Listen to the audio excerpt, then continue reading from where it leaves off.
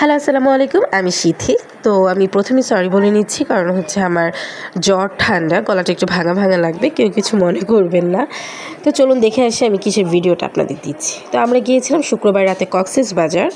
তো ওখানে যে আমরা আসলে একটা ঘূর্ণিঝড়ের মধ্যে পড়ে গিয়েছিলাম।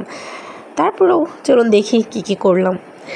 তো আমরা এখানে গিয়েছিলাম চট্টগ্রামের একটা বিখ্যাত হোটেল জামান রেস্টুরেন্ট অ্যান্ড কাবাব হাউসে। তো এটা হচ্ছে মেজবান একটা হোটেল, খুবই মজার ছিল খাবারগুলা, আবার দামও খুব একটা বেশি না, আমার কাছে খুব একটা বেশি মনে হয়নি। তো আমরা এখানে প্রথমে নিয়েছিলাম হচ্ছে একটা শুটকি ভর্তা, তারপর নিয়েছিলাম ঢেঁড়স ভাজি, নিয়েছিলাম রূপচাঁদা ভুনা, আর হচ্ছে কোরাল মাছ। তো সামুদ্রিক যেহেতু, তো এই দুইটা মাছ না খেলে মনে হয় পরিপূর্ণ হবে না।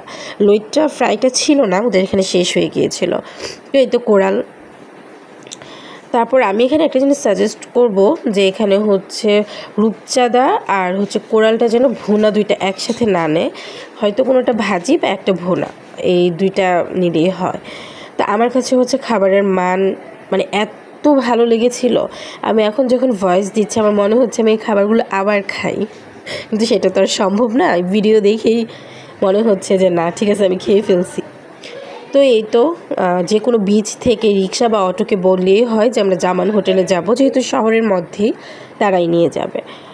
তো এই তো খাওয়া দাওয়া মানে একদম শেষ আমাদের। তারপর এখানে গরুর মাংস না নিলে বা যে কোনো মাংস না নিলে মনে হয় আমার খাবার পরিপূর্ণ হয় নাই। তো এখানে আমি একটু গরু নিয়ে নিয়েছিলাম, আর একটা চাটনি ছিল, এত মজা লেগেছিল আমার, মানে আমার না সবারই খুবই ভালো লেগেছিল।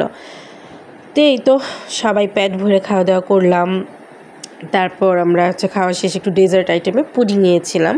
তো এখানে আমার কাছে মনে হয়েছে পুডিংয়ের প্রাইসটা মানে অতিরিক্ত ছিল।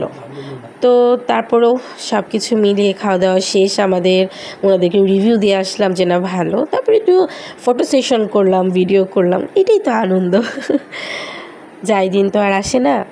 তো এই হচ্ছে সেই মেজবানি হোটেল। তো সবাই ভালো থাকবেন। আসসালামু আলাইকুম।